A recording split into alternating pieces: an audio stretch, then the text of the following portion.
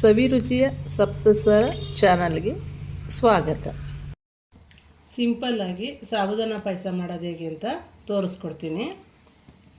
50 gram ಸಾಬುದಾನ ನೆನೆಸಿದ್ದೀನಿ. 3 ರಿಂದ 4 ಗಂಟೆ ನೆನೆಸಬೇಕು. 50 gram ಆಗೋಷ್ಟು ಚಿಕ್ಕ ಲೋಟದಲ್ಲಿ ಸಕ್ಕರೆ ತಗೊಂಡಿದ್ದೀನಿ. 2 ರಿಂದ 3 ಏಲಕ್ಕಿ ಪುಡಿ.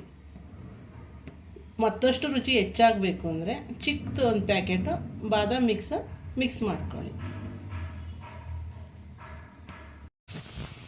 ಕೆನೆ ಇರೋ ಗಟ್ಟಿ ಹಾಲು ಹಾಕಿ ಅರ್ಧ ಲೀಟ್ರು.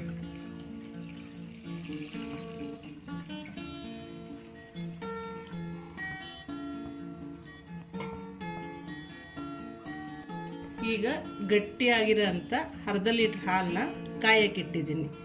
ಹಾಲು ಕುದಿ ಬಂದಮೇಲೆ ಸಾಬುದಾನನ ಹಾಕಬೇಕು.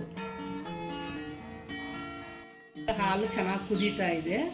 ಈಗ ನೆನೆಸಿಟ್ಟಿರೋಂಥ ಸಾಬುದಾನ ಹಾಕಿ ಒಂದು 5 ನಿಮಿಷ ಚೆನ್ನಾಗಿ ಬೇಯಿಸಿ.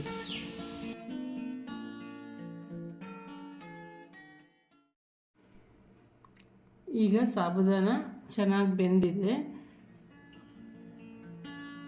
5 ನಿಮಿಷ ಆಗಿದೆ. ಚೆನ್ನಾಗಿ ಸಾಫ್ಟಾಗಿ ಬೆಂದಿದೆ ನೋಡಿ.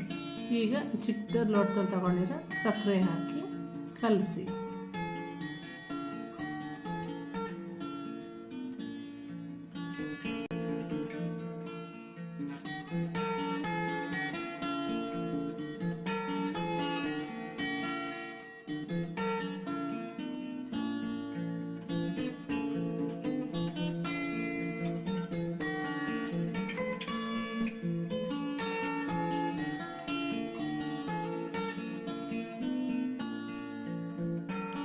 ಮಾಡಿರೋ ಏಲಕ್ಕಿ ಹಾಕಿ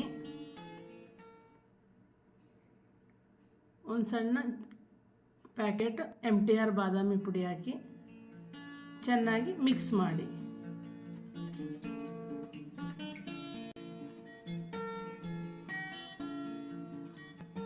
ಈಗ ಬಿಸಿಯಾದ ಸಬ್ಬಕ್ಕಿ ಪಾಯಸ ರೆಡಿ.